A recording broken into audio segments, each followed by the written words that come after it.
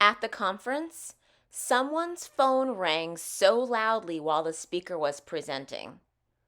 It was some guy's who was sitting way in the back. The presenter was so mad. He completely lost track of where he was in his PowerPoint. I felt so bad.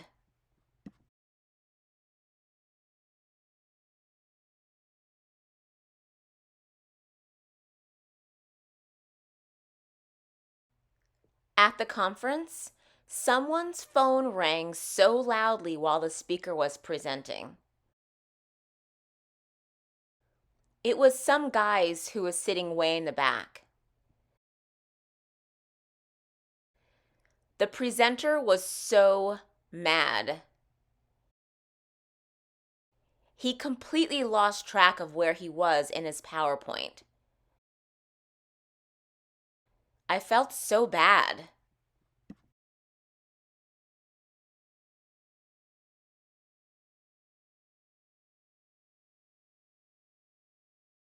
At the conference, someone's phone rang so loudly while the speaker was presenting.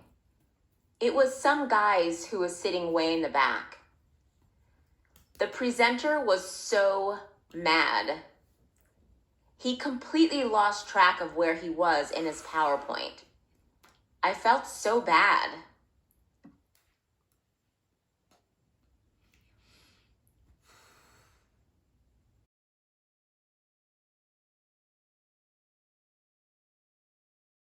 Sentence 1. At the conference, someone's phone rang so loudly while the speaker was presenting. So that sentence actually has two prepositional phrases. At the conference and while the speaker was presenting. At the conference serves as the time for this sentence, so we're going to assign that first. So you could do at the conference, indexing the conference, or you could sign recent conference. I chose to sign recent conference, so that's the start. Recent conference, then the second prepositional phrase is while the speaker was presenting. So you're setting the backdrop, right? This is what was going on. The speaker was presenting, talking, okay? The speaker was presenting, talking, and then what happened?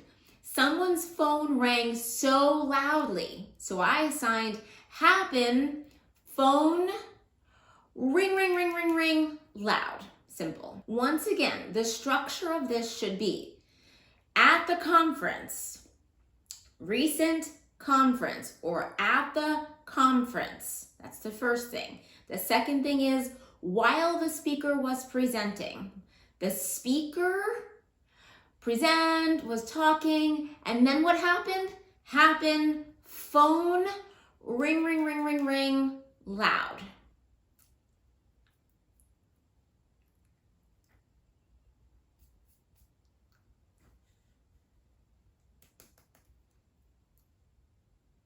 Next sentence. It was some guys who was sitting way in the back, okay? Who was sitting way in the back is the prepositional phrase. So you want to set that scene first. I am putting man there because there's no way to know when we put something in the back, we have to know what that is. So a guy way in the back, okay? A guy way in the back. And then it was his phone, all right? A guy way in the back, his phone. I'm switching up hands, but you don't have to do that.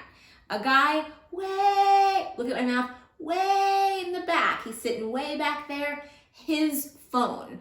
Set the scene first. The big thing is that guy that was sitting way in the back, his phone.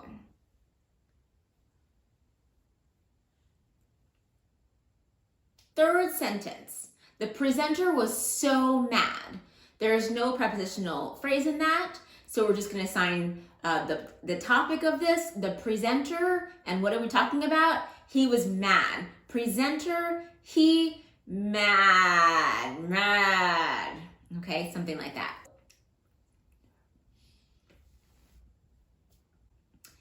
Fourth sentence, he completely lost track of where he was in his PowerPoint. There are so many different ways that you can approach how to sign this sentence, but let's first just follow the basics of ASL structure.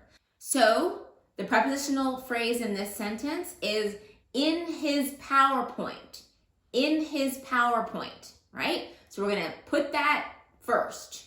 So his PowerPoint, and I'm gonna set that up with a classifier, okay? His PowerPoint, boom, right? And then what are we saying about this PowerPoint? Well, he was lost. And the way I chose to show that was to show him reading it, lost, okay? And then I also used mind mess up, like he was just thrown off, okay? Mind mess up. So again, PowerPoint, that's the prepositional phrase, PowerPoint, setting that scene, setting it up in space. He, that's the presenter, was looking at it. Where was I? Lost. Thrown off. Mind mess up. Thrown off.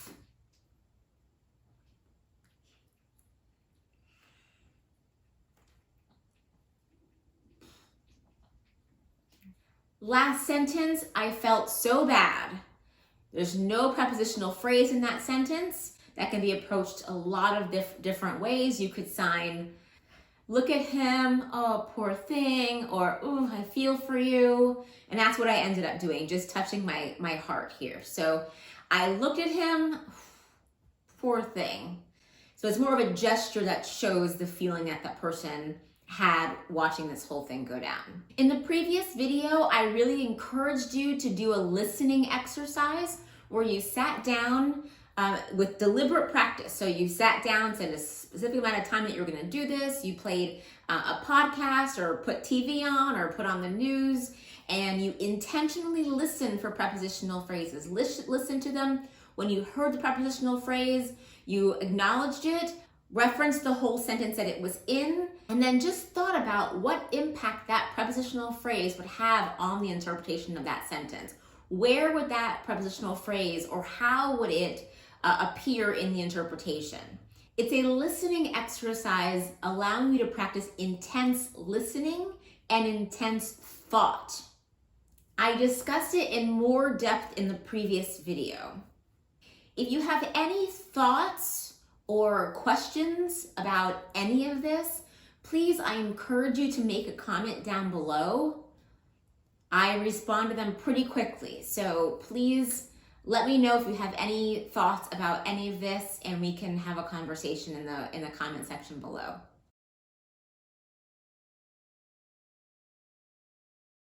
At the conference, someone's phone rang so loudly while the speaker was presenting. It was some guys who was sitting way in the back. The presenter was so mad.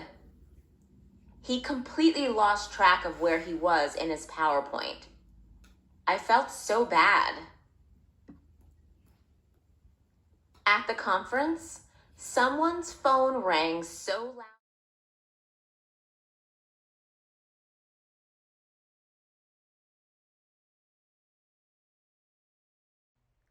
At the conference, someone's phone rang so loudly while the speaker was presenting.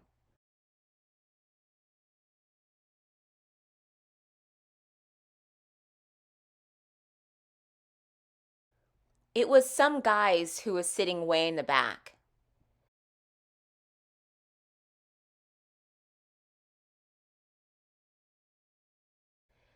The presenter was so mad.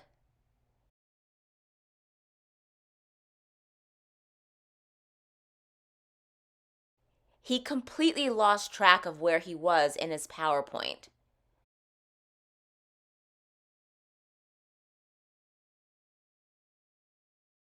I felt so bad.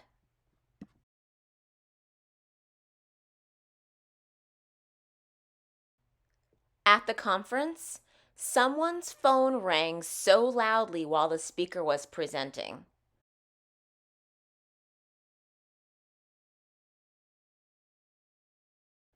It was some guys who was sitting way in the back.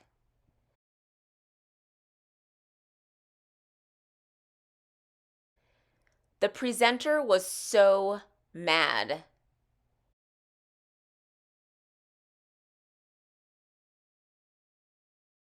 He completely lost track of where he was in his PowerPoint.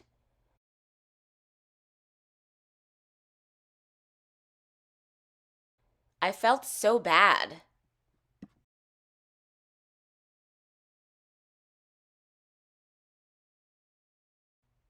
At the conference, someone's phone rang so loudly while the speaker was presenting.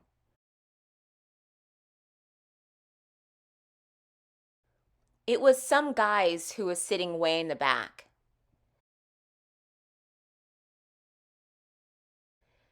The presenter was so mad.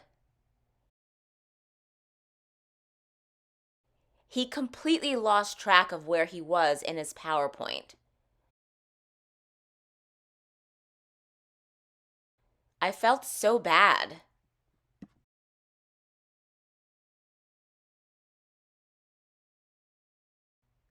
At the conference, someone's phone rang so loudly while the speaker was presenting. It was some guys who was sitting way in the back. The presenter was so mad. He completely lost track of where he was in his PowerPoint. I felt so bad.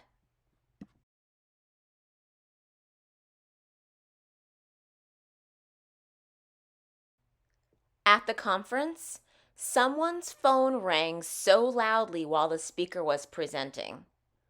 It was some guys who was sitting way in the back. The presenter was so mad. He completely lost track of where he was in his PowerPoint. I felt so bad.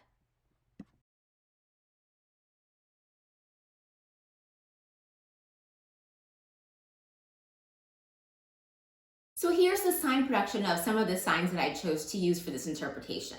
Speaker, this is the sign like present, to present something or to lecture, to speak at an event, speaker, presenter, and then this is the verb to present, and then speaker would be speaker. You would either do it with two hands or with one hand, speaker or speaker. While I was showing the presenter doing the presenting,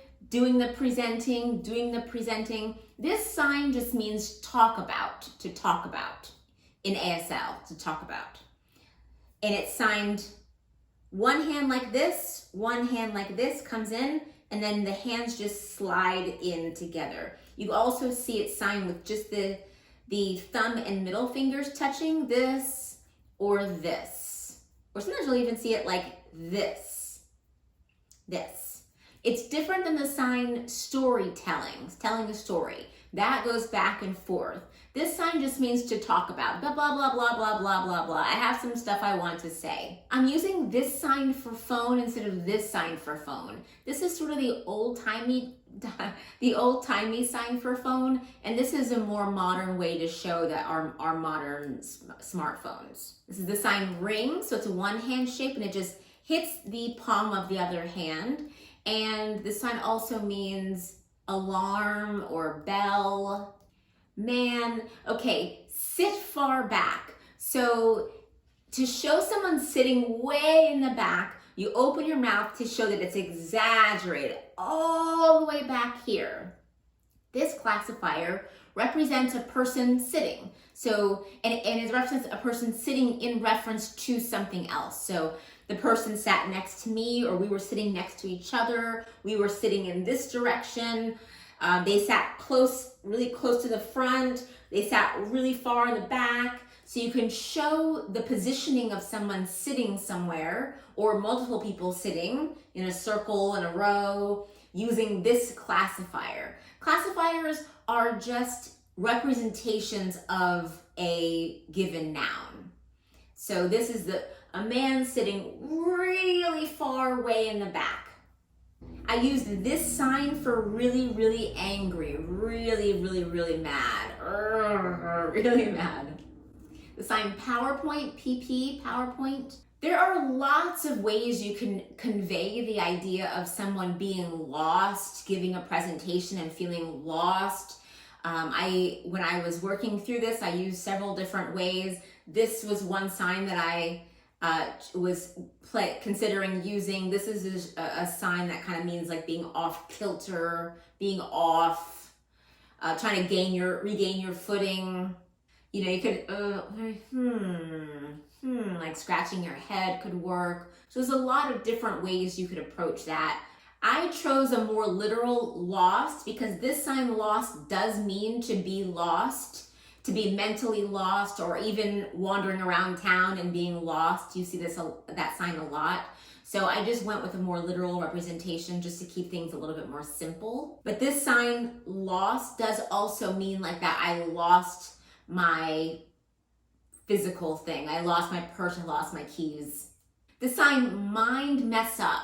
Mind mess up means being thrown off, being somewhat confused, but it's more of like a thrown off than just being confused. It's like, wait a second, wait, what? That kind of a feeling. And it literally is the sign mind and then mess up. And this is the sign mess up that you would use if your room was a mess or the plans got messed up. Same sign, mess up, mind mess up. For the last sentence, I felt so bad.